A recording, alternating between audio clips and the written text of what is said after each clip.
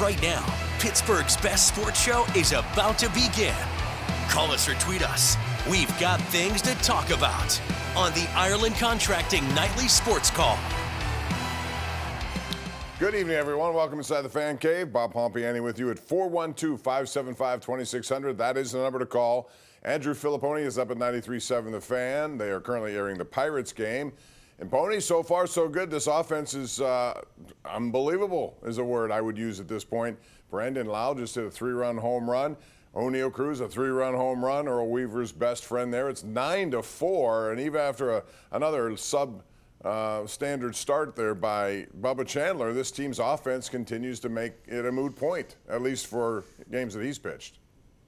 Yeah, well, and you've got Paul Skeens on deck tomorrow with a chance to really extend this winning streak. After you lost to Chicago 2 in a row, swept the Twins, win tonight 4, make it 5 tomorrow with him, and you really got something going. So hopefully fans have checked out on that game because it's gotten away from the Astros and it's looking like a one-sided affair.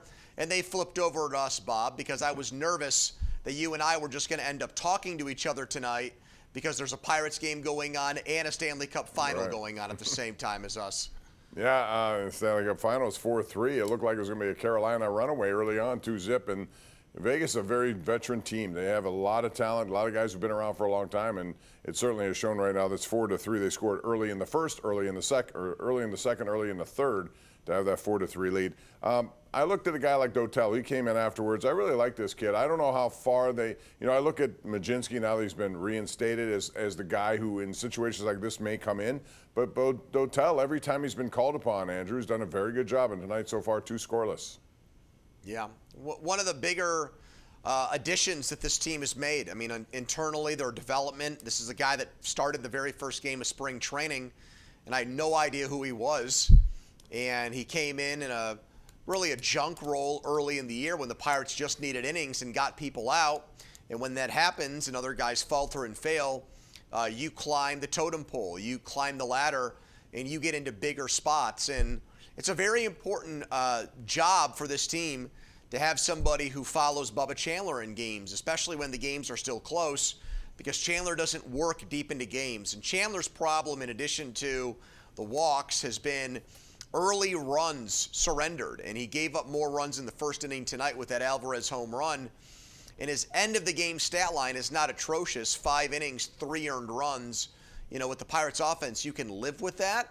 But he gets out of the game so fast that it taxes a bullpen, Bob, that really does not have a lot of depth, although once Majinski gets himself back, Dotel, Montgomery, Soto, you start to feel a little bit better. Santana, well, he looks like a lost cause right now, but it looks like you might have 5 reliable guys in your bullpen finally. Big news today came out of nowhere, really, although this is the time when Steelers will sign players. I thought Joey Porter Jr. might be the next one to get it after Chris Boswell got his $28 million. And today was Nick Herbig, and this adds to a very expensive outside linebacker core. Very talented, very deep. That's a nice problem to have, but they've been put a lot of money into those 3 guys. When you add it all up, it's over $300 million in current contracts to Watt, Highsmith, and Nick Herbig. And I wonder what that means, and only because we saw a trade of Myles Garrett yesterday, that you may consider that's a surplus area right now, and you can get something in return. Do you think the Steelers, regardless of who they're talking about, Watt or Highsmith, do you think they would even look into that option if it were available? I don't really think so. I mean, I would, to be honest with you, especially given what Myles Garrett brought back. But I don't think they will. I think they can afford all 3 guys for this season, clearly. I think the decision will get made next offseason as far as what you do with Highsmith. Will be going into the last year of his deal. Watt will still have a couple of years remaining on his, and I don't think they'll trade him unless he wants out, which seems far-fetched to me. And you've got another year of development for Jack Sawyer, too. So I thought, Bob, this deal, to be honest with you, I was taken aback that much money went out to a guy who really has not started games yet. And he's been super productive in the few snaps he's gotten in games, and I do think he's got huge upside and potential. I was just, I guess, surprised that the Steelers were willing to give him this money before becoming a starter. But, you know, one time they did this and it worked was with Antonio Brown. The first time they gave him a deal, when he was still kind of a rising wide receiver, and they paid him. They gave him Mike Wallace's money, and he ended up becoming one of the best wide receivers in the NFL. So Herbig, I think, has the potential, Bob. If he gets starters, snaps, and reps, I think he's a double-digit sack guy. And double-digit sack guys in the NFL make a lot more, believe it or not, than $25 million a year. No, you're exactly right. When it comes right down to it, it may seem like a lot now, but if he realizes, I think, the potential he has, and he does end up starting and is as productive as you might imagine, then that's certainly a deal and a bargain for the Steelers. Very interesting stuff going on, and you wonder now about Joey Porter Jr. We'll find out, I'm sure, in the next few weeks, if not sooner, about what happens with him. 412-575-2600 is the number to call. Let us know what you think about this and any other topic you'd like to get in here. It's the Ireland Contracting Nightly Sports Call. We're live 7 nights a week right here on KDKA+.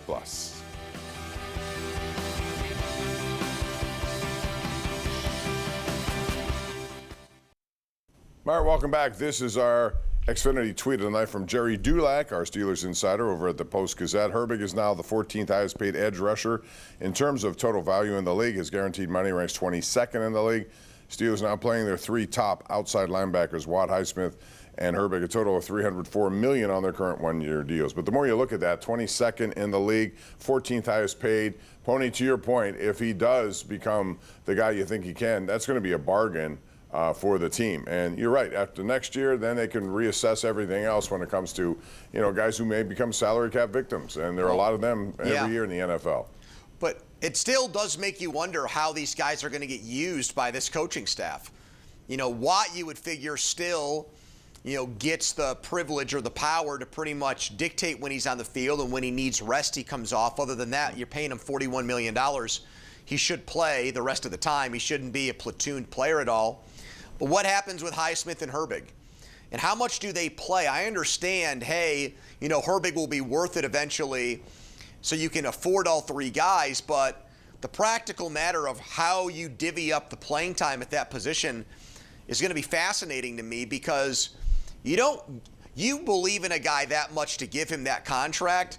He should not play as little as he did last year. And they got late into the season, and Nick Herbig was not playing a lot when all three guys got healthy. And so let's see what Patrick Graham's plan is for that. But I can't imagine, Bob, he's going to be a part-time backup player. I just don't know how they make it work with the other guy. I thought Highsmith was their best edge rusher last year. I'm going to say that flat out. He only played 13 games. He had 9.5 sacks. He had more than Watt. I thought he was a better player last year. I thought he held up against the run better than Herbig, believe it or not. And so I'm curious as to how they make it work with all of these guys next year. Well, I think part of what you just said there is part of the issue with Highsmith. 13 games out of 17, and before that he's missed more time. So there is the injury component, and you have a lot of insulation there with guys like Herbig and Sawyer, who's coming on, you would think, in year number 2 for him. Let's go out to the phone lines, Andrew. We have a lot of people on the lines, and see, you're right about that. The Pirates blowing people away now, so you changed the channel. We're glad you're here at 412-575-2600. We got Jerry in Franklin who joins us first. Hey, Jerry. Hey, guys. Thanks for taking my call. A couple of things, if I might. You're talking about Steelers signing Herbig. I'm wondering if they're just going all in case they have an injury at linebacker, and then, like you guys have said earlier, just deal with it in the offseason.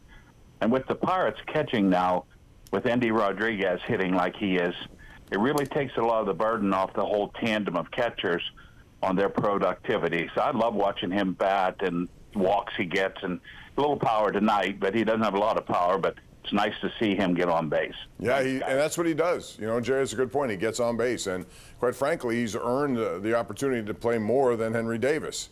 And Davis will be in there tomorrow just because that's the way it is, but geez, Andrew, if I'm looking at my daily catching situation, I would have to say Andy Rodriguez is the guy right now.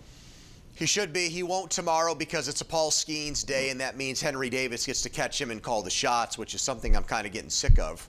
But, you know, it's really an achievement of this entire lineup and the players that have been acquired and the guys that have come on, that the Pirates have one of the better offenses in all of baseball.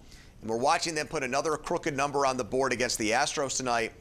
And they've gotten very little in the way of production from Marcell Ozuna. Usually when the Pirates make that kind of investment in a player, if that player fails, the whole team offensively stinks. And that is not the case. And it does make you think about, with O'Hearn right now still not being able to throw, we'll see what happens with Connor Griffin. Mangum's 4 for 4 tonight. His batting average is up to almost 300. He's actually a good defensive player, whereas Ozuna can't play the field at all. I mean, are we actually getting closer to the end of the line with Marcell Ozuna than I initially thought, Bob? Is he really just a bench player now at that amount of money? It kind of feels like he is, at least for the time being. Yeah, I mean, normally, to what you said, if they go out in past years and get somebody for $12 million a year, that'd be the only major acquisition. This year was different. Yep. They brought in Lau, and he's a guy who's going to make a lot more as time goes on, even this year at $11 million. He'll double that at least next year. And then you have a guy like O'Hearn, who they gave $29 million. Normally, they don't do all three of those at once, and they did. So that makes it so that Ozuna doesn't necessarily have to do it, although he should do it based on what they're paying him.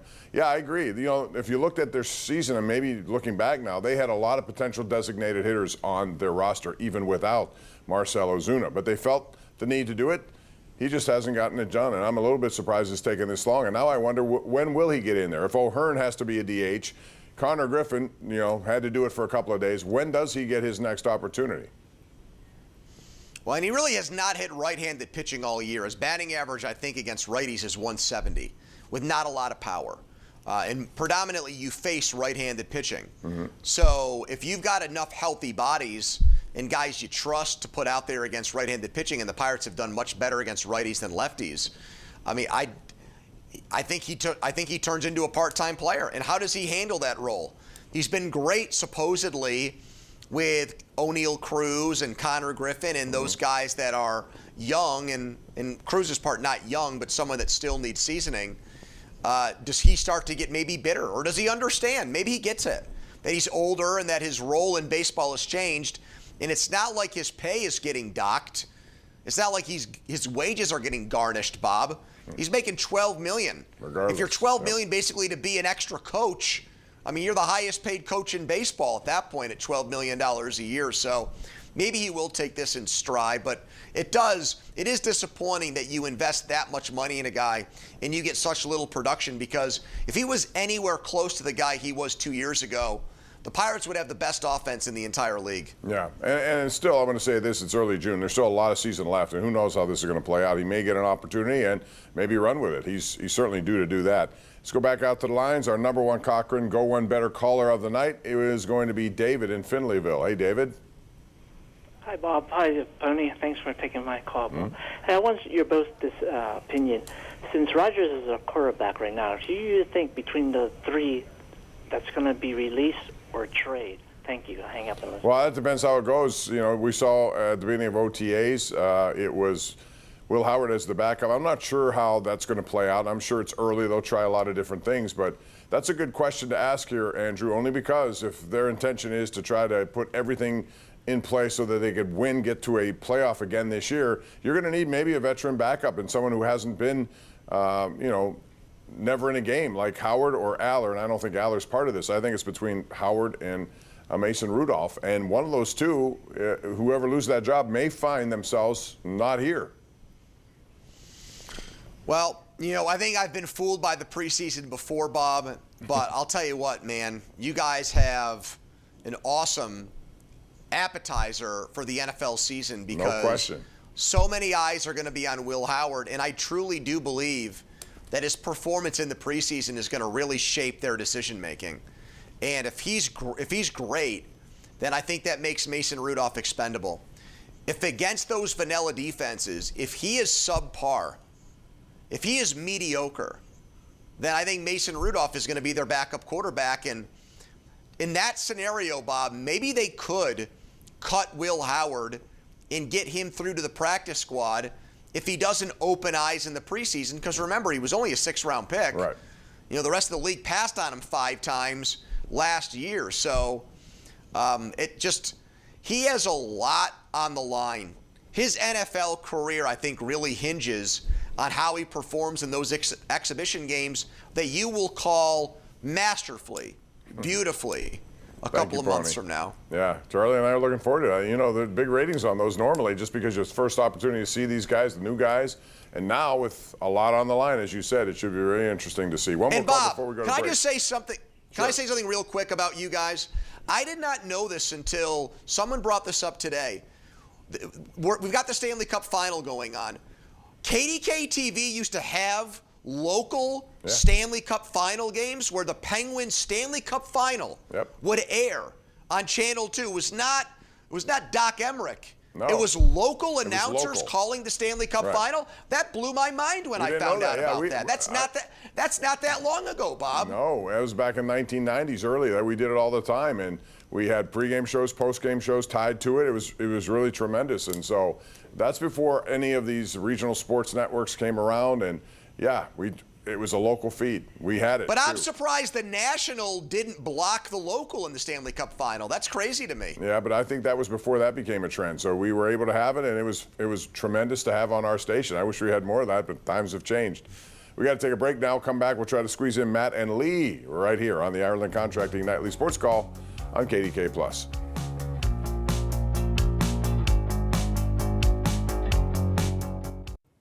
All right, before we go, let's get out to Youngwood. We have Lee on the line. Hey, Lee, make it quick, please. Hello.